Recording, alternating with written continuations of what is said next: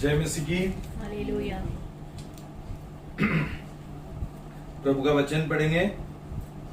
कोलोसी 2:9 से 11। Colossians 2 verse 9 to 11।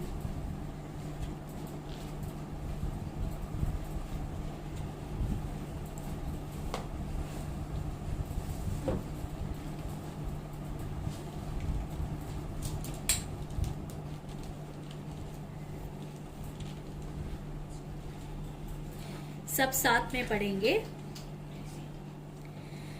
क्योंकि उसमें परमेश्वर की समानता, समस्त परिपूर्णता सदैव वास करती है और तुम उसी में परिपूर्ण किए गए हो, और वही समस्त प्रधानता और अधिकार का शिरोमणि है। उसी में तुम्हारा भी ऐसा खतना हुआ है जो हाथ से नहीं वरन मसीह के अनुसार खतना है, जिसमें शारीरिक देह उतार दी जाती है। प्रार्थना करेंगे। पिता परमेश्वर, आज का संदेश मैं आपका हवाले में कर देता हूं। आपका महान उद्धार का जो योजना है, इसलिए मैं आपको धन्यवाद देता हूं। ये आपका उद्धार का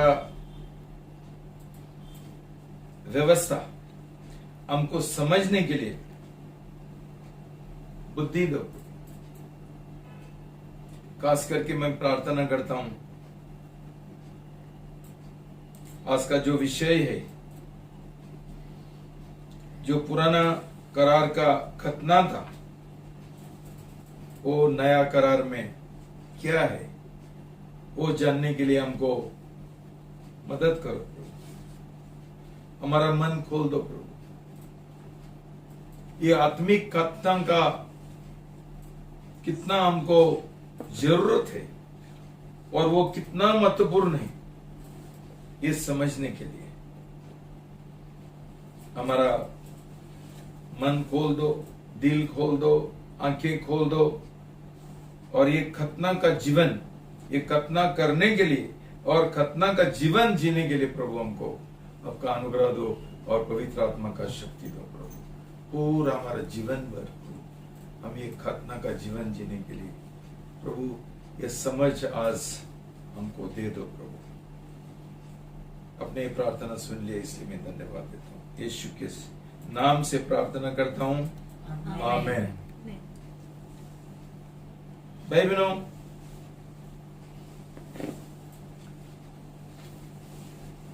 हमने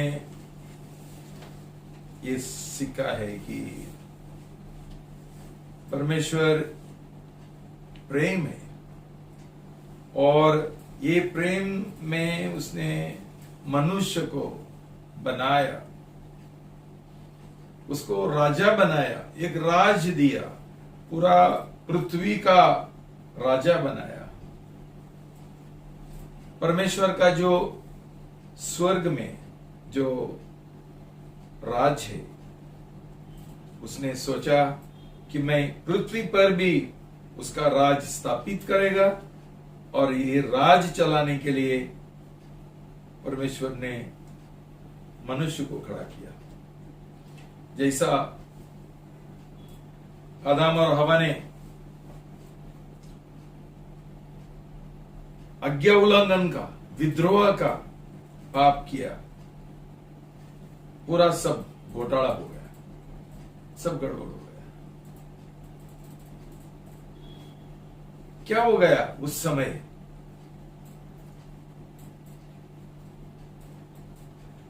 बहुत सारा गड़बड़ हो गया, लेकिन मैं एक चीज बताना चाहता हूं। हमारा दिल में पाप आ गया। मनुष्य का दिल पाप से बना, और ये पाप का नाम है, ये शैतान का पाप है। ये पाप का नाम है स्वयं। ये पाप का नाम है घमंडी। ये पाप का नाम है विद्रोह, ये पाप का नाम है आज्ञा उल्लंघन। बहनों, मनुष्य का पूरा जीवन बदल गया, वो परमेश्वर से दूर चले गया और बुरा बनते रहा, बुराई करते रहा। क्या करेगा परमेश्वर? बहनों, ये पाप हमारा अंदर, मतलब हमारा आत्मा में, हमारा प्राण में, हमारा देह में इतना घुस गया कि हम समझ नहीं सकते हैं। आज जिन्होंने प्रभु को स्वीकार नहीं किया, जिनका नया जन्म नहीं हुआ, उनका हालत क्या है हम समझते भी नहीं है। फिर भी एक उदाहरण ये है कि जैसा एक कार का एक्सीडेंट होता है जबरदस्त, तभी वो गाड़ी इतना बेकार होता है, पूरा टूट जाती है, कुछ भी नहीं है उसमें।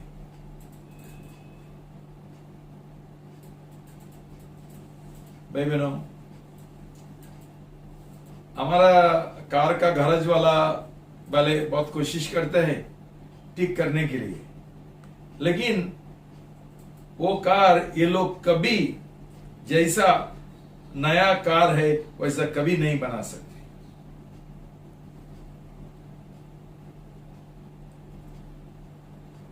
जब मैं गल्फ में काम करता था, सऊदी अरेबिया, वहां मैंने देखा छोटा भी एक्सीडेंट हो जाएगा, ये लोग फेंक देते हैं। हमारा भारत देश में ऐसा नहीं है, हम लोग ठीक करते रहेंगे मरने तक। इतना बेकार हमारा ये हुआ था कि कोई आशा नहीं है ऐसा जीवन सुधारने के लिए और वो नया बनाने के लिए। ये फेंकने का चीज था। मनुष्य इतना बुरा हुआ था, उसका बुराई इतनी थी, इतना तक कि परमेश्वर का वचन बोलता है उत्पत्ति 6 में कि वो पछताया, मनुष्य को बनाने से पछताया। तो इसके द्वारा हमको मालूम पड़ता है उसका हालत कितनी बिगड़ गई थी।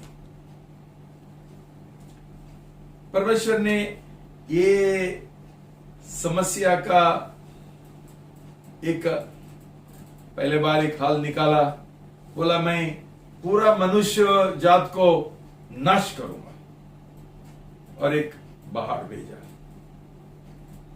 क्या हुआ? ये पाप का कोई सॉल्यूशन है क्या? कोई हल है क्या? नहीं है। जैसा उनका बच्चे पैदा हुआ नू का, फिर एक बार वैसा ही वही जीवन पाप का। क्यों? पाप का जड़ अंदर था, वो निकाल नहीं सकते, वो निकाल नहीं सकते, बिल्कुल असंभव है। एक मनुष्य को प्रभु यीशु का बिना नया जीवन बनाने के लिए बिल्कुल असंभव है। भाई बहनों, इसलिए हम देख रहे हैं अभी कितना पाप बढ़ गया, पाप बढ़ते रहते हैं। और शैतान क्या करता है? नहीं चाहता है कि परमेश्वर ने एक उपाय निकाला, वो उपाय उनको नहीं चाहिए। क्यों? अंदर इतना स्वयं है, इतना घमंडी है, इतना विद्रोह है, इतना आज्ञा उल्लंघन है। लोग बोलते हैं हम झुकेंगे नहीं, हम झुकेंगे नहीं। तो बाहर से कुछ काम नहीं हुआ, तो परमेश्वर ने दूसरा उपाय निकाला। परमेश्वर ने बोला मैं मेरा एकलौता पुत्र को भेज दूंगा, मनुष्य बनाएगा उसको, वो मनुष्य का रूप धारण करेगा, सिर्फ उसके अंदर पाप नहीं रहेगा।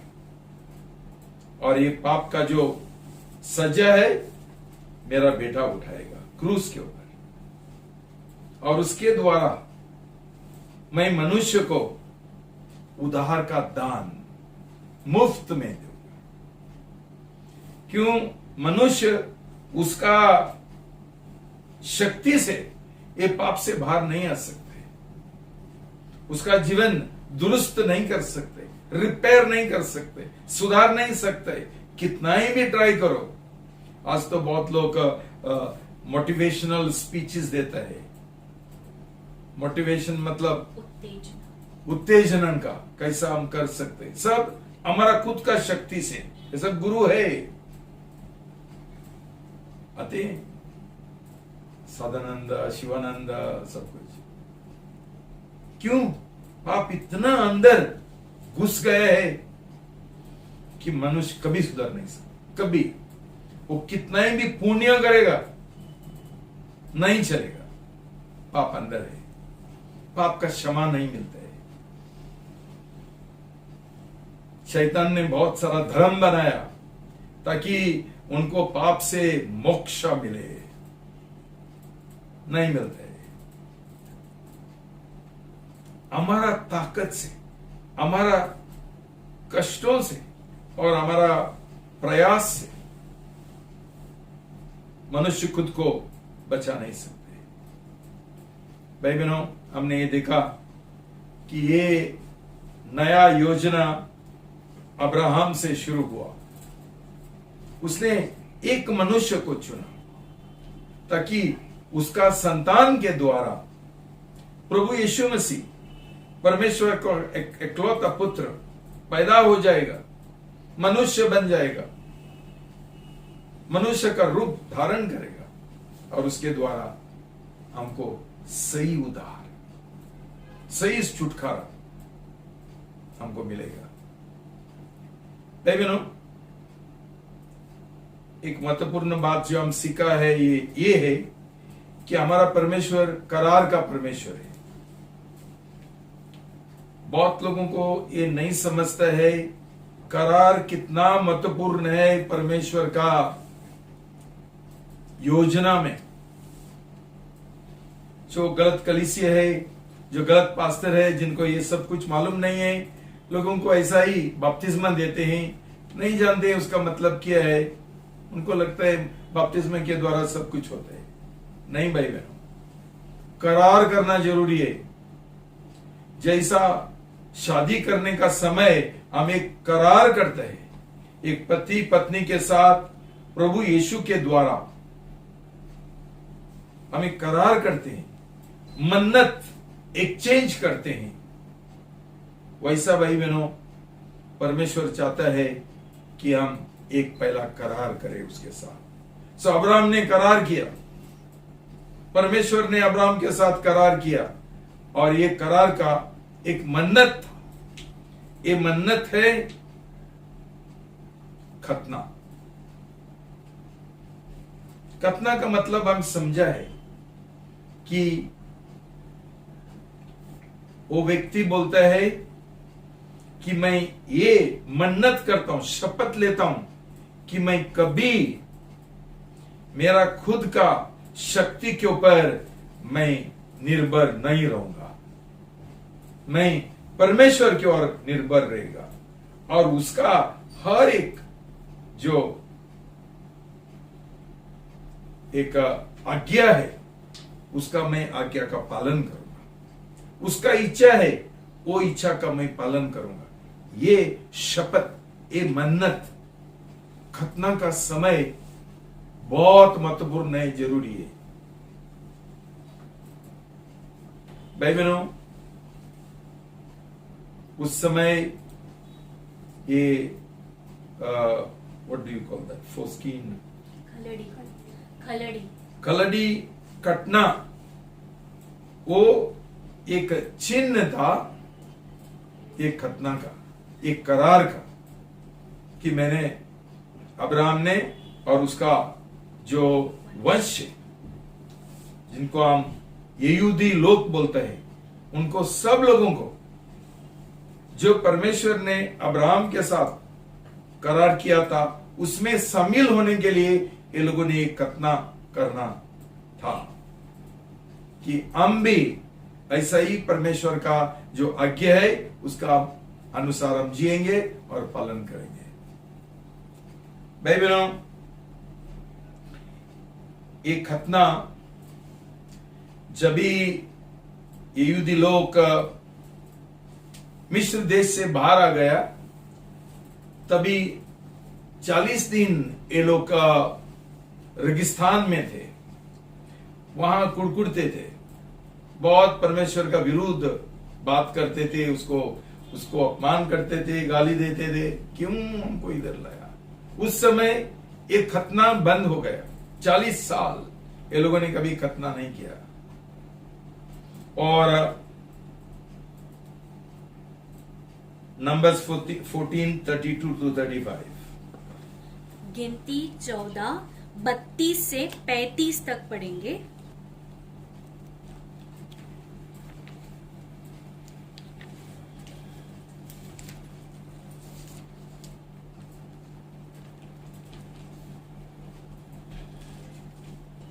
साथ में पढ़ेंगे। परंतु तुम्हारे शव तो इसी जंगल में पड़े रहेंगे, तुम्हारे बाल बच्चे जंगल में 40 वर्ष तक चरवाही करते फिरेंगे। रेगिस्तान में चरवाही करते फिरेंगे।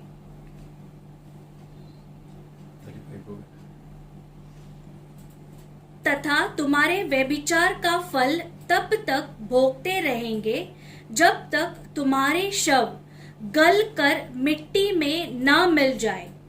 जितने दिन तुम उस देश का भेद लेते रहते, अर्थात 40 दिन, उतने दिनों की गिनती के अनुसार दिन पीछे 1 वर्ष के हिसाब से, अर्थात 40 वर्ष तक तुम अपने अनीतिमत्वता का दंड भोगते रहोगे। तब तुम मेरे विरोध हो जाने का अर्थ समझोगे। मैं यहोवा का चुका हूं कि मैं इस बुरे प्रजा से जो मेरे विरोध संगठित हो गई है, निश्चय ऐसा ही करूंगा। उसका सर्वनाश इस रेगिस्तान में होगा और वे यही मर मिटेंगे। भाई बहनों, खतना का कोई मतलब नहीं था। क्यों ये लोग विद्रोह का जीवन और आज्ञा उल्लंघन का जीवन जी रहे थे। ये उनके लिए एक बहुत बड़ा सजा था। तो सजा क्या हुआ कि परमेश्वर ने उनको जो प्रतिज्ञा का देश था वहां प्रवेश करने के लिए मना किया। ये सब लोग जो मिस्र देश से आए थे, ये वहां ही सब मर गया, वहां ही उनको दफनाया। सिर्फ उनका बच्चे, उनमें से सिर्फ 2 जन को परमेश्वर ने अनुमति दिया। मूसा को भी नहीं दिया। मूसा भी उधर ही रेगिस्तान में मर गया। लेकिन जोशुआ और कैलेब 2 जन विश्वासी लोग जो विश्वास का जीवन जी रहे थे, जो आज्ञा पालन का जीवन जी रहे थे, उनको प्रतिज्ञा का देश में प्रवेश करने के लिए सौभाग्य मिला। और ये सब लोगों का जो संतान थे उनको ही भी मिला। भाई बहनों, योशुआ उनका लीडर बन गया मूसा के बाद। और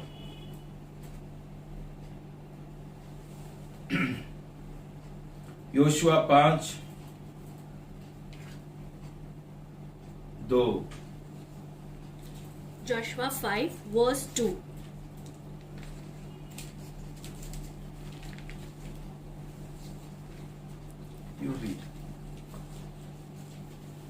पद 2 पढ़ेंगे। उस समय यहोवा ने यहोशू से कहा, तुम चकमक पत्थर के चाकू बना और इस एलियो का दूसरी बार खतना कर। 4 से 7। पद 4 से 7 पढ़ेंगे। उसने उनका खतना इसलिए किया कि जितने इजरायली पुरुष मिस्र से निकले थे उनमें से युद्ध करने वाले योद्धा मिस्री से निकलने के बाद रेगिस्तान के मार्ग में मर गए, क्योंकि जितने पुरुष मिस्र से निकले थे उनका तो खतना किया गया था, परंतु मिस्र से निकलने के पश्चात रेगिस्तान के मार्ग में जितने पुरुष उत्पन्न हुए उनका खतना नहीं किया गया था, क्योंकि इजरायली 40 वर्षों तक रेगिस्तान में उस समय तक चलते रहे जब तक सारी जाति अर्थात मिस्र से निकलकर आने वाले सारे योद्धा नाश ना हो गए, क्योंकि उन्होंने यहोवा की वाणी अनसुनी कर दी थी और उनके लिए यहोवा ने शपथ खाई कि मैं तुझको वह देश नहीं दिखाऊंगा जिसमें दूध और मधु की धाराएं बहती है, तथा जिस दिन की प्रतिज्ञा मैंने तेरे पूर्वजों से की थी। यहोशू ने उनकी संतान का खतना किया जिनको यहोवा ने उसके स्थान में खड़ा किया था, उनका खतना किया गया, क्योंकि उनके पूर्वजों ने मार्ग में उनका खतना नहीं किया था। भाई बहनों, परमेश्वर खतना को भूला नहीं भूल गया। एक बड़ा चमत्कार के द्वारा योशुआ ने ये सब लोगों को प्रतिज्ञा का देश में लेके गया।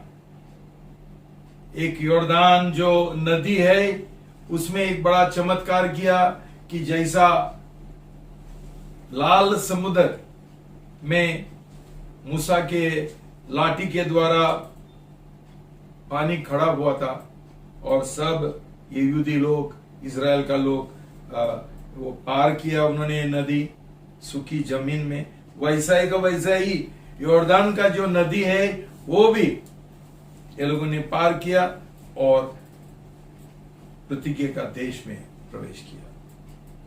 जैसा ये लोगों ने प्रवेश किया, परमेश्वर ने योशू को बोला खतना करो। क्यों भाई बहनों, खतना के बिना प्रतिज्ञा का देश में जो परमेश्वर ने उनको एक इनहेरिटेंस विरासत जो दिया था उसका आनंद नहीं मना सकता है खतना का बिना। भाई बहनों, अभी ये हम नया करार में हम लागू करेंगे कि खतना का बिना हमारा उद्धार नहीं हो सकता है, नया जन्म नहीं हो सकता है और हमको जो परमेश्वर का वचन में प्रतिज्ञा दिया है उसका आनंद नहीं मना सकते हैं। भाई बहनों, ये सिर्फ स्टेटस में पुराना करार का नया करार का उधर ये वचन डाल के वो हमको कुछ फायदा नहीं है जब भी हमारा दिल का खतना नहीं हुआ। खतना जरूरी है। तो भाई बहनों, अभी प्रभु यीशु मसीह आ गया और प्रभु यीशु मसीह ने खुद एक खतना का जो एक आज्ञा थी, एक नियम शास्त्र था, उसने भी पालन किया। प्रभु यीशु मसीह का भी खतना हुआ। जब भी वो 8 दिन का था तभी उसको मंदिर में लेके गया, उसका भी खतना हुआ। लेकिन प्रभु यीशु के द्वारा परमेश्वर एक नया करार शुरू करने वाला था और वो करार है प्रभु यीशु मसीह का मौत के द्वारा क्रूस के ऊपर। तो अभी एक क्रूस का बलिदान के द्वारा परमेश्वर ने हमको उद्धार का दान, मनुष्य को एक दान दे दिया। तो अभी ये नया मार्ग ये है कि हमको पाप से क्षमा चाहिए, छुटकारा चाहिए।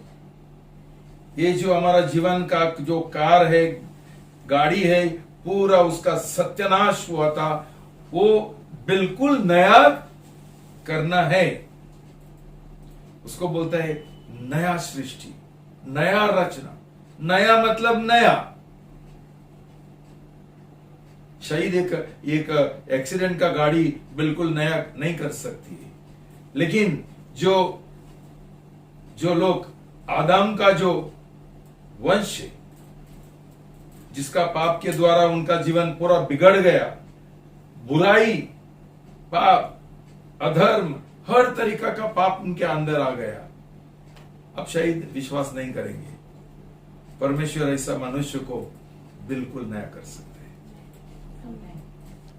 भाई बहनों, आज तो इसके बारे में ज्यादा प्रचार नहीं होता है, इसलिए मसीह लोगों को लगता है कि बपतिस्मा लेने के बाद भी हम पाप का जीवन जी सकते हैं, सिर्फ रविवार को कलीसिया में जाने का आराधना के लिए।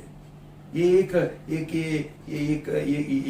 झूठ है और एक नकली शैतान का सजिश है, शैतान का सजिश है भाई बहनों। और अभी सब लोगों को लगता है क्या फर्क है, हम पहला ही भी बपतिस्मा लेने से पहले ही भी हम लोग वही करते थे और बपतिस्मा के बाद भी हम वही करते हैं। क्यों? क्यों? उनका बपतिस्मा सही नहीं है, उनका बपतिस्मा में कोई करार नहीं है, उनका बपतिस्मा में कोई मन्नत नहीं है, उनका बपतिस्मा में कोई खतना नहीं है, कुछ नहीं है। भाई बहनों, ऐसा बपतिस्मा के द्वारा हम नया सृष्टि, नया रचना नहीं बनते हैं। हम सिर्फ जो सूखा पापी है वो पानी में जाते हैं और गीला पापी पानी से बाहर आते हैं। कुछ फर्क नहीं, कुछ बदल नहीं। भाई बहनों, दुख लगता है मुझे कि आज ये गलत पास्टर लोग, गलत कलीसिया अभी तक ये समझा नहीं। उनको लगता है कि हमारा थियोलॉजी में, जब भी मैं कैथोलिक फादर था, हम लोग ये सीखा था, ओपेरे ओपेरातो, ओपेरे ओपेरांतिस। मतलब क्या है कि ओपेरे ओपेरातो, इसका मतलब ये है कि जैसा हम एक एक एक एक व्हाट इज सेरेमनी, विधि, हम एक विधि करेंगे तो वो ऑटोमेटिक अपोआप हो जाता है। एक मंत्र जैसा एक एक एक मंत्र हो गया, पानी में गया, बपतिस्मा लिया, ओपेरातो मतलब ये कौन सा भी पास्टर ने ये किया तो हो गया। नहीं भाई बहनों, ऐसा नहीं होता है। उसका ओपेरे ओपेरांतिस है, मतलब जो ये करता है, ये विधि,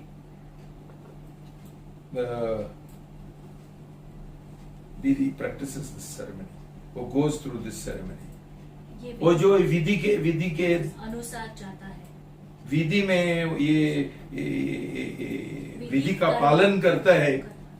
इसका मतलब नहीं है कि ये ऑटोमेटिक होता है, बपतिस्मा होता है, नहीं होता है। ये ओपेरातो गलत है, ओपेरे ओपेरांतिस मतलब जो ऐसा करते हैं उसने ये सही मन से, सही दिल से ये करना है, तभी वो बपतिस्मा सही होता है। मतलब हम वो बपतिस्मा सही मन से, सही दिल से, सही तैयारी से हम करेंगे, उसको फायदा हमको मिलेगा। सिर्फ पानी में गया, उसको डुबाया करके कुछ नहीं होता है। ये ओपेरे ओपेरातो, ये ओपेरे ओपेरांतिस। भाई बहनों, ये समझना बहुत जरूरी है कि आज का पास्टर लोग जो एड़ा है कुछ समझता ही नहीं। तो ये लोग क्या करते हैं, उनका कलीसिया का जो मेंबर है, सदस्य बढ़ाने के लिए ज्यादा से ज्यादा नहीं, फास्ट, जल्द से जल्द उनको बपतिस्मा देते हैं। तुम्हारा पास्टर तुमको ये नहीं देता है, इधर तुरंत मिलेगा। ये सब खोटा कलीसिया, ये गलत कलीसिया। ये बंद होगा, जितना जल्दी बंद होगा इतना परमेश्वर को महिमा मिलेगा और लोगों का फायदा हो जाएगा। भाई बहनों, बहुत मुझे ऐसा लगता है, हम यही प्रार्थना करते हैं प्रभु, ये कोरोना वायरस के द्वारा प्रभु ऐसा सब कलीसिया बंद करो। क्यों? कोरोना वायरस इसके लिए आया, सब कलीसिया जो है वो हिलाने के लिए, गलत कलीसिया और बंद होने के लिए। क्यों? ना तो ये जो प्रभु यीशु मसीह का आगमन है उसके लिए हमारा तैयारी नहीं होगा, हम धार्मिक मसीह बनेंगे और ऐसा ही जैसा प्रभु का वचन बोलता है, प्रभु ने बोला अंतिम दिनों में लोग क्या करेंगे? खाएंगे, पिएंगे, शादी करेंगे, बच्चे पैदा करेंगे, बस खुश रहेंगे, पैसा कमाएंगे, बस इतना ही, और बाद में दुखर जैसा, कुत्ता जैसा मर जाएंगे। आज तो बराबर उनका अंतिम संस्कार करने के लिए भी नहीं मिलते। बहुत दुखी बात है जब भी हम ये नहीं समझते। और जो लोग नहीं जानते हैं वो ठीक है, लेकिन तुमको सिखाने के बाद, समझाने के बाद भी उसका आज्ञा पालन नहीं करेंगे तो तुम्हारा जिम्मेदारी परमेश्वर के सामने बहुत बड़ी है। भाई बहनों, मजाक मत करो। ऐसा क्या, इसका क्या जरूरी है, क्या है? दूसरा कलीसिया में नहीं होता है, जाओ ना दूसरा कलीसिया में। तुमको इसके अनुसार, प्रभु का वचन के अनुसार जीने का इच्छा नहीं है, तुम साधारण मसीह बनना चाहते हैं, दुनियादारी और नामदारी, जाओ किधर भी जाने का, लेकिन ये सही तरीका है। भाई बहनों, आज का जो ये है, आज का वचन जो है उसमें क्लियर ये बताया कि नया करार का खतना क्या है। जूना करार में खतना करने के लिए वो एक पुरुष का चमड़ी, कलड़ी वो काटना पड़ता था। वो एक चिन्ह था। भाई बहन, अभी नया करार में हम क्या करेंगे? वही करेंगे जैसा यहूदी लोग मसीह लोगों को बोलते थे, तुम लोगों ने बपतिस्मा भी लिया तो ये खतना, यहूदी लोगों का खतना जैसा अब्राहम ने फरमाया वैसा करना जरूरी है। भाई बहनों, आज मैं तुमको ये बोलना चाहता हूं, जरूरी नहीं है। जूना करार खत्म हो गया, जूना खतना खत्म हो गया। अभी नया करार में हमको प्रवेश करने के लिए एक नया खतना का, नया करार में प्रवेश करने के लिए हमको एक नया खतना चाहिए। तो भाई बहनों, ये नया खतना है बपतिस्मा। इसलिए उधर लिखा है, फिर एक बार हम ये पढ़ेंगे 11 में, कोलोसी 2:11, कोलोशियंस 2:11 पढ़ेंगे। उसी में तुम्हारा भी ऐसा खतना हुआ है जो हाथ से नहीं वरन मसीह के अनुसार खतना है, जिसमें शारीरिक देह उतार दी जाती है। 12 और बपतिस्मा में तुम उसके साथ गाड़े गए और उसी के साथ जिलाए भी गए। यह उस विश्वास के द्वारा हुआ जो परमेश्वर के सामर्थ पर है, जिसने मसीह को मरे हुओं में से जिलाया। भाई बहनों, हम रोमी 6 पढ़ेंगे, ये देखने के लिए बपतिस्मा का समय क्या होता है।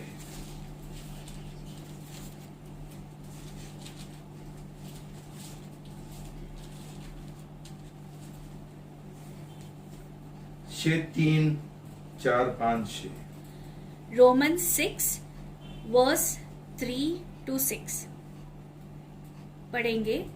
क्या तुम नहीं जानते कि हम सब जो बपतिस्मा के द्वारा मसीह यीशु के साथ एक हुए, बपतिस्मा द्वारा उसकी मृत्यु में भी सहभागी हुए? इसलिए हम बपतिस्मा द्वारा उसकी मृत्यु में सहभागी होकर उसके साथ गाड़े गए हैं, जिससे कि पिता की महिमा के द्वारा जैसे मसीह जिलाया गया था, वैसे हम भी जीवन की नई चाल चले। क्योंकि यदि हम उसके साथ उसकी मृत्यु की समानता में एक हो गए हैं, तो निश्चय ही उसके जी उठने की समानता में भी एक हो जाएंगे। यह जानते हुए कि हमारा पुराना मनुष्यत्व उसके साथ क्रूस पर चढ़ाया गया, कि हमारा पाप का शरीर निष्क्रिय हो जाए, कि हम आगे को पाप के दास न रहे। 7 पद 7, क्योंकि जो मर गया वह पाप से छूटकर निर्दोष ठहरा। 8 यदि अब यदि हम मसीह के साथ मर गए, तो हम विश्वास करते हैं कि उसके साथ जीवित भी रहेंगे। पद 9, यह जानते हुए कि मसीह मृतकों में से जिलाया जाकर फिर कभी मरने का नहीं, ना अब उस पर मृत्यु की प्रभुता है। भाई बहनों, कुलुसी में पौलुस साफ साफ बोलता है कि ये हमारा खतना बपतिस्मा का समय हुआ है। अभी जूना करार का खतना में एक छोटा सा बलिदान था, उसका मनुष्य का जो कटना पड़ता था, लहू बहता था, वो एक तरीका का बलिदान था।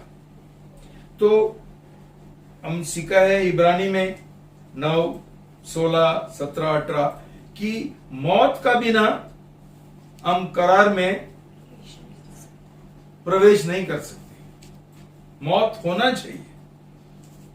खतना का महत्वपूर्ण बात मौत है।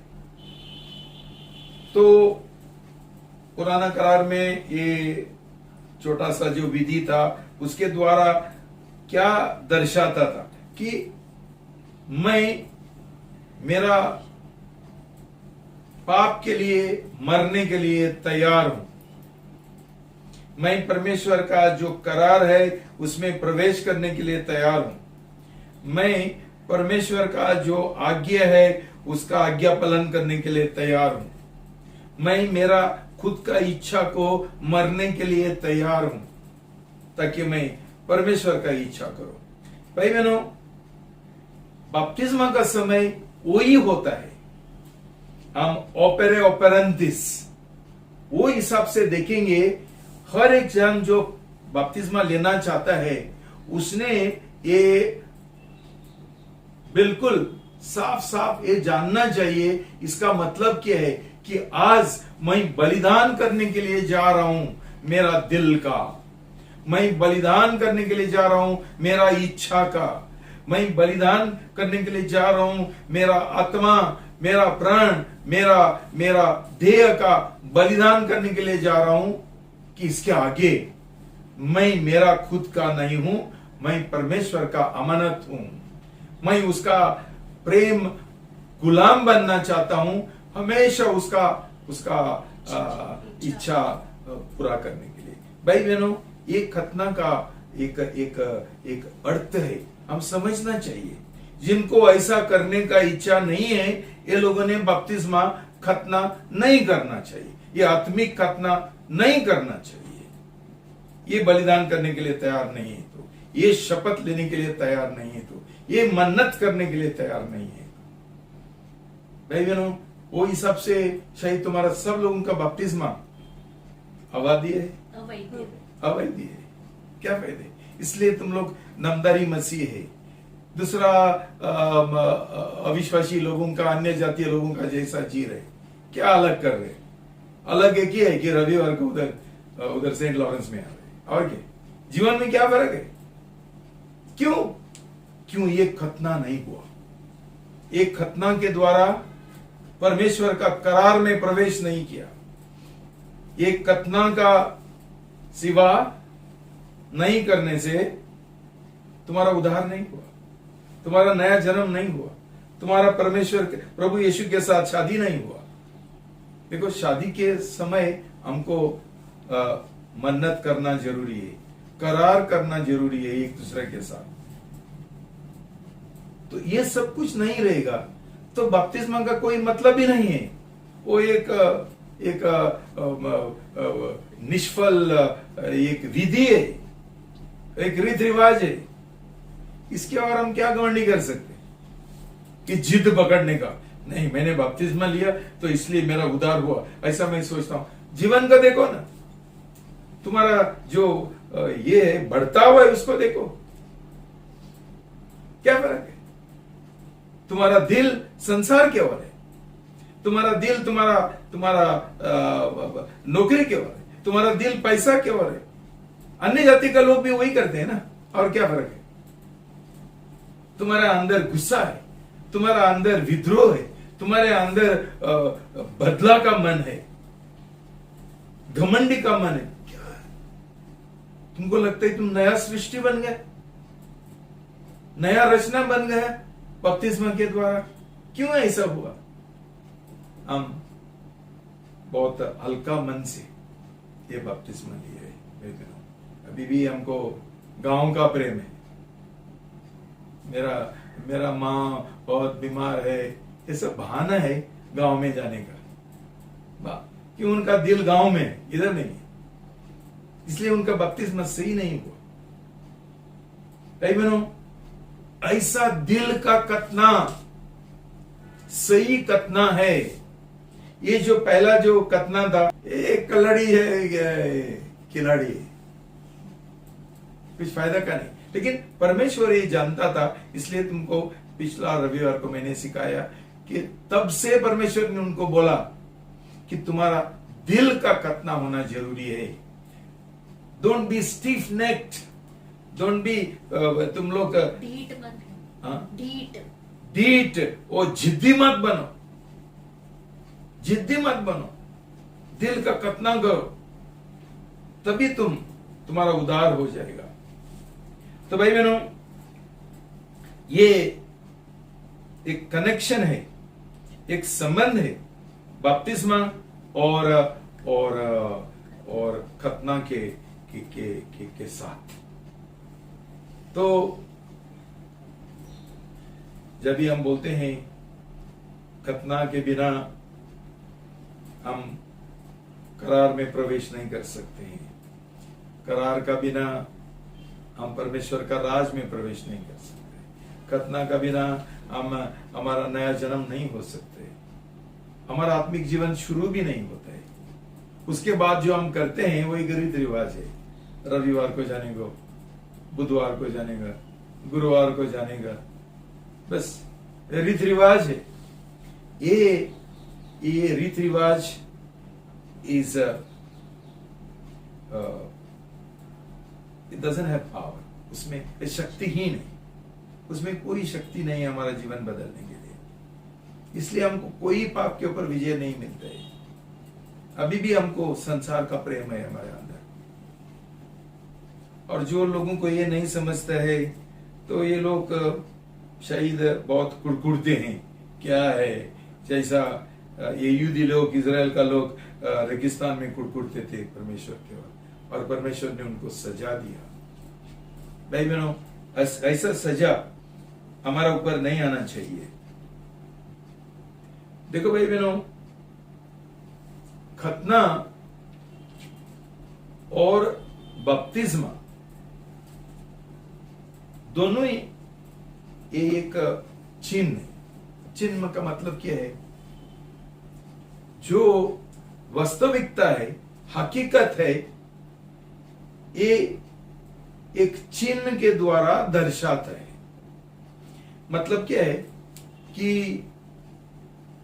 जब भी हम बपतिस्मा लेते हैं, तभी परमेश्वर एक बहुत चमत्कार हमारा अंदर करता है, खतना का चमत्कार। क्यों? परमेश्वर ने कोलोसी में लिखा है कि ये काम मनुष्य का हाथ से नहीं होगा। ये पहला जो शरीर का खतना था अब्राहम का, वो यहोशुआ ने भी वैसा ही ये लोगों का, सब लोगों का खतना किया। बोला अभी हम परमेश्वर का प्रतिज्ञा का देश में आ गया, खतना करो। तो उसने ये निकाला, क्या बोलते हैं उसको, छुरी, चाकू। चाकू नहीं है, उसने एक शार्प, ये चकमक। पातर का, चकमक का चाकू। चकमक का चाकू, ओके, वो करके उसने काटा। भाई बहनों, उसमें सिर्फ एक चिन्ह था, लेकिन हकीकत कुछ नहीं था। उनका खतना करने के बाद भी और बावजूद भी उनका दिल जिद्दी था और तीव्र था।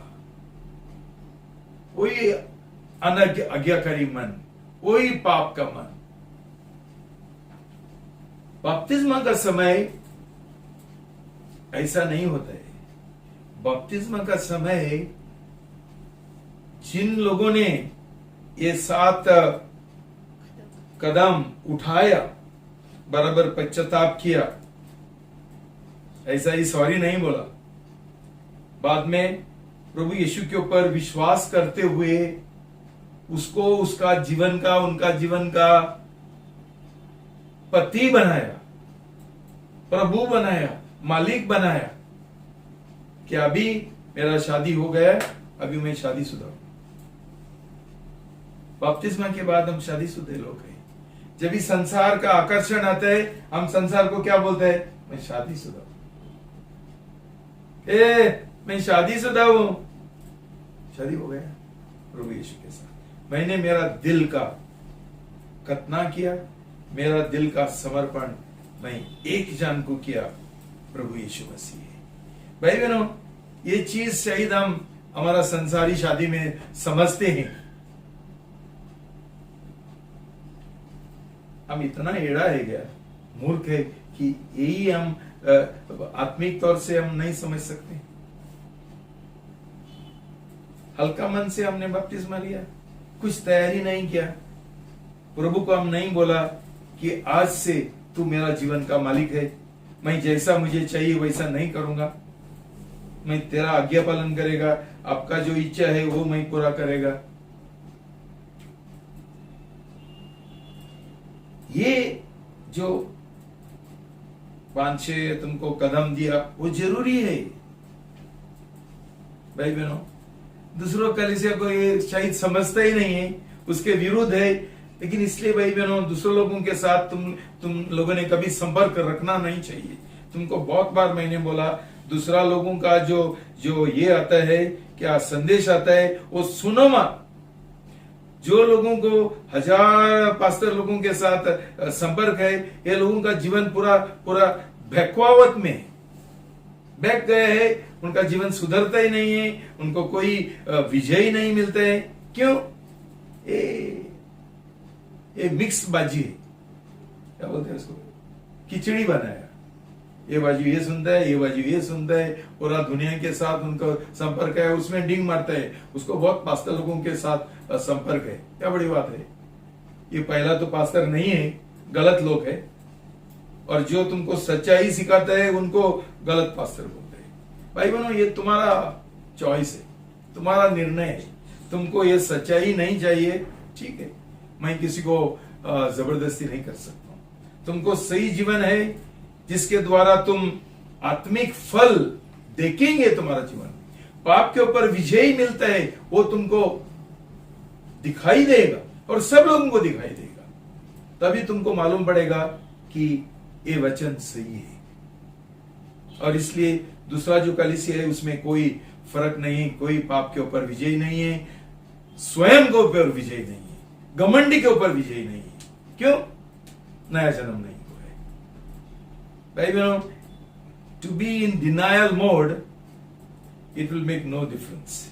हमेशा इनकार करते हुए हम रहेंगे, नहीं ठीक है, मेरा उधर हो गया, मैं सोचता हूं मुझे कोई पश्चाताप करने का जरूरत नहीं, मेरे अंदर कोई पाप नहीं। इसको बोलते हैं डिनायल मोड, हमेशा इनकार करने का। सब कुछ ठीक है, सब। भाई बहनों, नुकसान तुम्हारा है।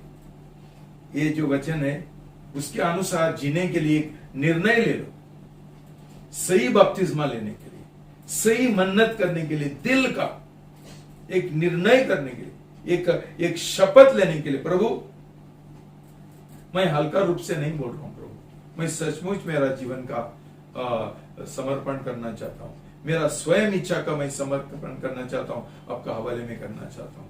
प्रभु आप मेरा खतना करो, मेरा दिल का खतना करो प्रभु। और परमेश्वर सचमुच ये करता है। क्यों? रोमी 6 में उसने बोला कि हमारे अंदर जो पुराना मनुष्य, कौन है वो पुराना मनुष्य?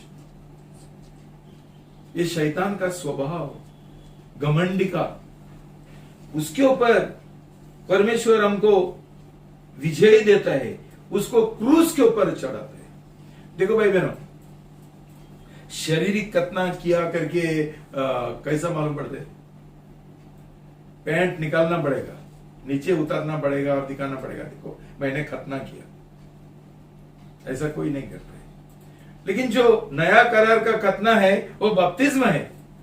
हम ऊपरी तौर से एक सबूत दे सकते हैं, देखो मेरा फोटो है, मैंने बपतिस्मा लिया।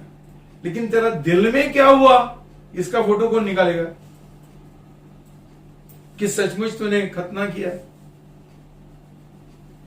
अभी समझो तुम्हारा बीच में बहुत सारा शादीशुदा लोग है, शादी का समय तुम लोगों ने मेरा सामने, मैं एक गवाह था और बहुत सारा लोग गवाह थे। तुम लोगों ने पति ने पत्नी को बोला, पत्नी ने पति को बोला, हाँ मैं सचमुच तेरे को मेरा पति मानना चाहता हूं, मेरा पत्नी का रूप से स्वीकार करना चाहता। सही किया नहीं किया किसको मालूम है? कई लोग बोलते हैं मुझे ये लड़की के साथ शादी करने का कोई इच्छा नहीं था, मुझे जबरदस्ती किया, पास्टर ने जबरदस्ती किया, मेरा माँ बाप ने जबरदस्ती किया, मेरा तो दूसरा गर्लफ्रेंड था। तो लेकिन वहां शायद उसने ये मन्नत किया, ये शपथ लिया कि हाँ मैं ये करता हूं, लेकिन दिल में उसने नहीं किया। भाई बहनों, ऐसा ही हमारा बपतिस्मा है। हमको हमेशा हमारा दूसरा गर्लफ्रेंड का प्रेम है, मेरा नौकरी, मेरा संसारी जीवन, प्रेम है अंदर। फिर भी हम बोलते हैं नहीं बपतिस्मा करना चाहते, प्रभु यीशु मसीह के साथ शादी करना चाहते। एक ढोंगीपन है, दंगीपन है। भाई बहनों, मेरा यही प्रार्थना है कि लोग जिन्होंने ऐसा गलत बपतिस्मा लिया, ये समझे कि उनका सिर्फ पानी में डुबाया करके उनका बपतिस्मा सही नहीं होता है, वैलिड नहीं होता है, वैद्य नहीं होते, सिर्फ डुबाया करके। ये तैयारी के साथ, एक खतना के साथ हमने वो बपतिस्मा लिया है क्या? तभी भाई बहनों, ये पुराना मनुष्य हमारे अंदर परमेश्वर का चमत्कार से, परमेश्वर जो हम कुछ नहीं कर सकता था, याद है वो हमारा दाऊद राजा, उसने बत्शेबा के साथ पाप किया और तभी उसने पश्चाताप किया और उसने क्या बोला? Create in me a new heart, do not take away your holy spirit from me. मेरे अंदर एक नया दिल मुझे दे दो। दाऊद समझ गया कि ये खतना क्या है कि पुराना जो पापी दिल है वो निकल के परमेश्वर एक नया इंजन, नया दिल बिठाता है, जिसमें जो जैसा ये था, आदम था, आदम पाप करने से पहले उसका दिल बिल्कुल सही था, बिल्कुल अच्छा था। वैसा नया दिल परमेश्वर हमको बपतिस्मा का समय देता है। ये उसका प्रतिज्ञा है। भाई बहनों, ये एक चमत्कार है जो कोई मनुष्य नहीं कर सकता था। हमारा जीवन में इतना सारा, हमारा वही एक ही प्रॉब्लम है, इतना सारा स्वयं है, इतना सारा घमंडी है। हम बोलते हैं, क्या बोलते हैं? जैसे पौलुस ने बोला, मैं अभाग्य मनुष्य हूं, अभागा मनुष्य हूं, मैं बेकार मनुष्य हूं, मेरे पास नहीं होता है। मैंने बहुत ट्राई किया, परमेश्वर का जो 10 आज्ञा है उसका पालन करने के लिए मैंने इतना कोशिश किया, लेकिन मैं फेल हो गया। मैं कितना अभागा मनुष्य हूं। भाई बहनों, ऐसा ऐसा ऐसा हालत में बहुत सारा मसीह लोग है जिन्होंने बपतिस्मा लिया, आज पाप से भरे हुए संसारी जीवन जी रहे, पाप का जीवन जी रहे, और बोलते हैं मुझे कैसा छुटकारा मिलेगा, क्या करूं मैं, अभागा मनुष्य हूं। तो कुछ नहीं करने गए, कुछ नहीं करने गए। क्या करने गए? सिर्फ एक मन्नत करने गए, प्रभु जो मेरे पास नहीं होता है, मैं, मेरा जीवन, मेरा दिल, मेरा इच्छा सब आपके ओर, बस खत्म। पूरा दिल से, सही दिल से भाई बहन बोलो, सही दिल से। और उसके बाद बपतिस्मा ले लो, उसके बाद बपतिस्मा ले लो, और देखो कैसा परमेश्वर का चमत्कार होता है तुम्हारे अंदर। इतना तक कि परमेश्वर हमको ये देता है कि that our body of sin might be done away with। पुराना मनुष्य को क्रूस के ऊपर चढ़ाया ताकि जो पाप का एक देह है, एक शरीर है, उसको निष्क्रिय नहीं है, निष्क्रिय नहीं, done away with, we should be, मतलब उसको खत्म कर दिया, नाश कर दिया। तेरा इसमें नाश है, आपने लिखवा है, नाश कर दिया। निष्क्रिय मतलब क्या है ना, वो है लेकिन काम नहीं करते। परमेश्वर हमको निकाल देते, है ही नहीं है। That we should no longer be slaves to sin, कि अभी और हम पाप का गुलाम ना बने। भाई बहनों, आज बपतिस्मा के बाद हम पाप का गुलाम है, हम स्वयं का गुलाम है, हम घमंड का गुलाम है, हम अक्षमा का गुलाम है, हम विद्रोह का गुलाम है। क्यों? क्यों? हमारा बपतिस्मा बराबर नहीं हुआ, हमारा मन्नत बराबर नहीं हुआ, हमारा खतना बराबर नहीं हुआ, इसलिए हमको कोई उसका बेनिफिट, फायदा नहीं मिलता है। For he who has died is freed from sin। भाई बहनों, हम ऐसा एक बलिदान करेंगे हमारा जीवन का, हमारा इच्छा का, हमारा स्वयं का, तो प्रभु का वचन बोलता है तू पाप की ओर मर चुका है, मर चुका है। भाई बहनों, कोई जिसको क्रूस के ऊपर चढ़ाया वो कभी जिंदा नहीं रह सकते। तो इसके लिए प्रभु का वचन बोलता है जब भी हम प्रभु यीशु का समान हमारा जीवन का बलिदान नहीं कर सकता था, जान का बलिदान नहीं कर सकता था, तो परमेश्वर ने एक तरीका किया, तुम मेरा बलिदान में शामिल हो, तो उतना ही परमेश्वर का बलिदान हमारा बलिदान हो जाता है। हम शामिल होते हैं उसका मौत में, उसका बैरियर, उसके साथ हम गाड़े गए और उसके साथ साथ हम जी उठा है। मतलब क्या है? नया जीवन हो गया, नया जीवन। और प्रभु यीशु के साथ हम we are united with him, हम उसके साथ एक हो गए। जैसा शादी में पति और पत्नी एक हो जाते हैं, वैसा इस सही बपतिस्मा के द्वारा हम प्रभु के साथ एक हो जाते हैं, उसका पुनरुत्थान में एक हो जाता है, उसका जीवन में हम एक हो जाते हैं।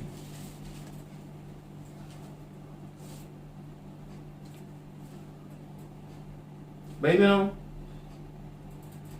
मौत हमारे ऊपर प्रभुत्व कभी नहीं चला सकते। भाई बहनों, ये पाप का मौत होने दो, वो हमारा शरीर का, देह का मौत होने दो, हमारे ऊपर प्रभुत्व नहीं चला सकते है। हम मौत के ऊपर भी प्रभुत्व चलाते हैं, अधिकार चलाते हैं। ऐसा लोगों को कोरोना वायरस का क्यों डर लगेगा? क्यों डर लगेगा? कि उनका उद्धार नहीं हुआ, उनका मन्नत नहीं हुआ, करार में प्रवेश नहीं किया, परमेश्वर का राज में प्रवेश नहीं किया, परमेश्वर का राज का नागरिक नहीं है, प्रभु यीशु में छुपा गया नहीं है। They are not hidden in Christ Jesus, छिपे नहीं है। भाई बहनों, ऐसा हो जाएगा एक चमत्कार हमारे जीवन में। तो भाई बहनों, मौत हमको डरा नहीं सकते, कुछ भी डरा नहीं सकते, क्यों? हमको हमारे अंदर इतना सुरक्षा है जो परमेश्वर हमको देते हैं। भाई बहनों, इसलिए अभी समय नहीं है, लेकिन आप पढ़ेंगे तो गलती 5:1 से आगे पढ़ेंगे तो पौलुस बोलता है तुमको ये अब्राहम का के अनुसार खतना करने का कोई जरूरी नहीं है। यहूदी लोगों का जो विधि है उसके अनुसार खतना करने के लिए जरूरी नहीं, कि तुम्हारा खतना हो चुका है जब भी तुमने बपतिस्मा ली है। तो भाई बहनों, आज का दिल का खतना बपतिस्मा के द्वारा होता है। ये सच्चाई बहुत महत्वपूर्ण है जो शैतान ने बहुत कलीसियाओं से छुपा के रखा है। इसलिए उनका बपतिस्मा गलत बपतिस्मा है। बाद में उनका मसीह जीवन भी गलत है। कभी उनको कोई पाप के ऊपर विजय नहीं मिलता है, आगे नहीं बढ़ते हैं। मुझे आगे बढ़ना है, वचन में बढ़ना है। अरे तो तेरा जो नींव है वही सही नहीं है, तू क्या बांधेगा? क्या आत्मिक बांधेगा? आत्मिक जीवन बांधेगा? क्या बांध सकते हो? तो भाई बहनों, ये मैंने तुमको इसलिए समझाया कि बपतिस्मा बहुत महत्वपूर्ण बात है। वो एक सैक्रामेंट है। उसको हिंदी में क्या बोलूं मैं, एक पवित्र ये विधि, पवित्र विधि है। क्यों?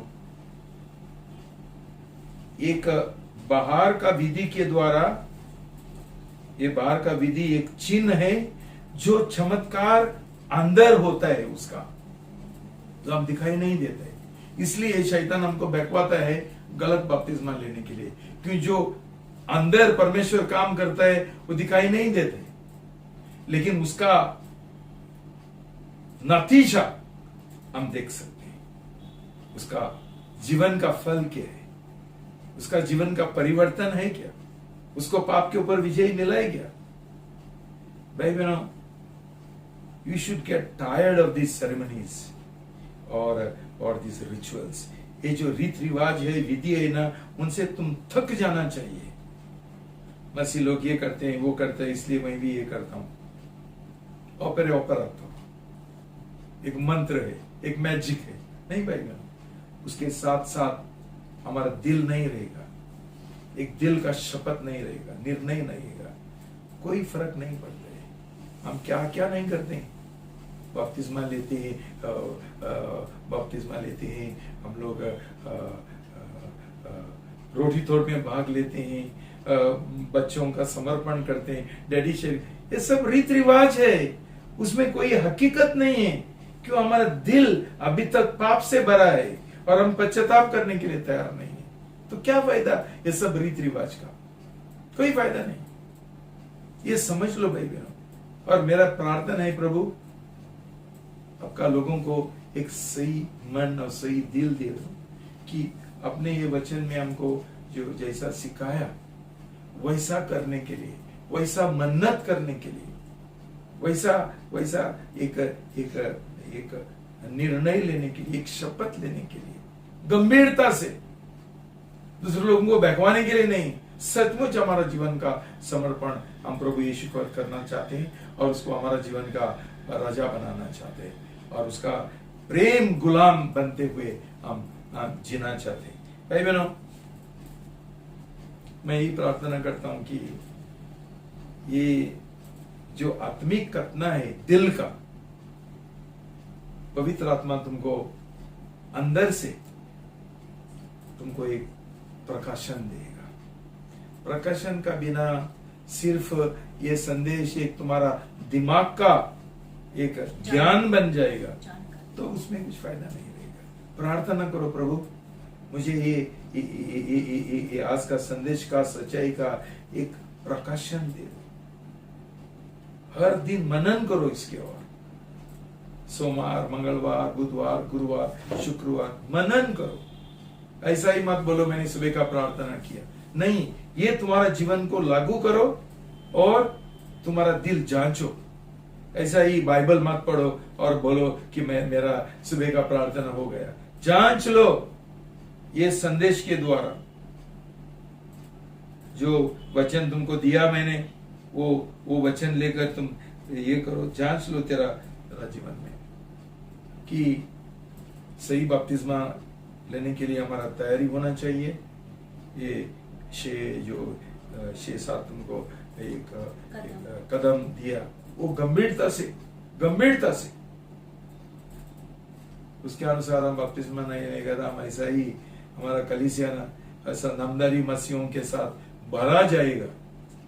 हमारा बहुत बड़ी कलीसिया है, लेकिन क्या फायदा, हम नामदारी मसीह बनेंगे तो कुछ फायदा नहीं। इसलिए तुमको सही मसीह बनने के लिए, सही और क्रांतिकारी, ये अंतिम दिनों में हमको क्रांतिकारी मसीह चाहिए। ऐसा 2 पैसा का मसीह नहीं चाहिए जो बोलते मैंने बपतिस्मा लिया, उधर सर्टिफिकेट है, आग लगा तुम्हारा सर्टिफिकेट, कुछ फायदा नहीं। तुम्हारा सर्टिफिकेट तुम्हारा जीवन है, जीवन तुम्हारा एक सबूत है, एक सर्टिफिकेट है कि तुम्हारा बपतिस्मा सही बपतिस्मा। तो मैं ये प्रार्थना करता हूं कि प्रभु ये संदेश के द्वारा ये सच्चाई तुम्हारा दिल में प्रवेश करने के लिए और उसका एक जबरदस्त एक प्रभाव तुम्हारा जीवन में होने के लिए, और एक प्रभु तुमको एक प्रकाशन देगा, ये मेरा प्रार्थना है। प्रभु तुमको आशीर्वाद दे। प्रार्थना करें। पिता परमेश्वर, मैं आज का संदेश के लिए बहुत धन्यवाद देता हूँ, सच्चाई के लिए धन्यवाद देता हूँ। प्रभु आपका वचन बोलता है कि सच्चाई हमको आजादी देता है। पवित्र आत्मा के द्वारा हमको ये आजादी आज दे दो प्रभु, ताकि हम ये सच्चाई के अनुसार चले और जिए, आज्ञा पालन का जीवन जिए।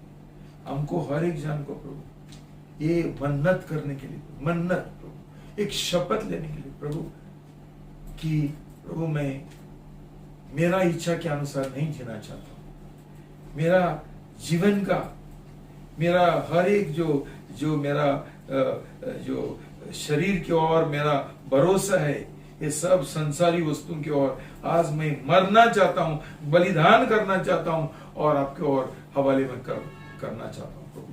मेरा इच्छा, मेरा जीवन, मेरा सब जो जिसका मैं बोलता हूं ये मेरा अमानत है, मेरा क्वालिफिकेशंस है, मेरा जॉब है, मेरा सुंदरता है, खूबसूरती है, और मेरा पैसा है, मेरा ये धन संपत्ति है, सब प्रभु इसके ऊपर मेरा कोई भरोसा नहीं है प्रभु। मैं सब कुछ आपका हवाले में करता हूं प्रभु। क्यों? ये मेरा नहीं है, उसका ओनर मालिक तू है, तूने मुझे दिया प्रभु। उसके और मैं डिंग नहीं मरना चाहता हूं, मैं खतना करना चाहता हूं मेरा दिल का, कि मेरा दिल ये चीजों के ऊपर नहीं रहेगा।